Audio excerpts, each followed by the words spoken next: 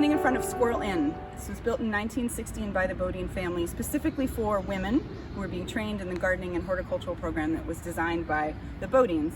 And so we know from the rich documentation on the history of this property in terms of atlases and surveys and maps, we know that this part of the property had a tool shed and a series of stables. This is going back to the earliest part of Stoneleigh's history. And so the Bodine family converted the tool shed and the stables into this beautiful dormitory that housed up to 8 or 9 women who were part of the horticultural program. As you can see, it's absolutely charming, has a Swiss chalet style. Throughout, it has original elements and has been very well maintained. We know that the London plane tree in the front dates to at least 100 years ago. It dates back to the oldest maps that were produced by the Olmsted brothers. And so it was designed as part of an alley of trees going out to Montgomery Avenue.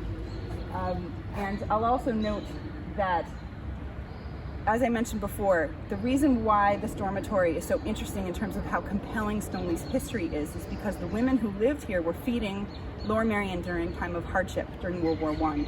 And so they would rest here, they would do their work in the greenhouse complex, and then all of their work extends to the acres of community war gardens they were tending to feed the community. So we had an apple orchard over here that dates back over 100 years with 2 trees that are still blooming and still producing.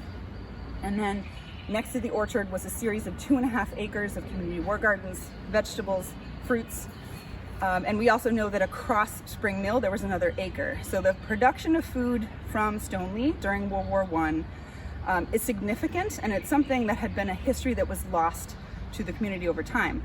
We also know this information from historical research because this program was documented, because the women who staffed this program were recruited through the Women's National Farm and Garden Association.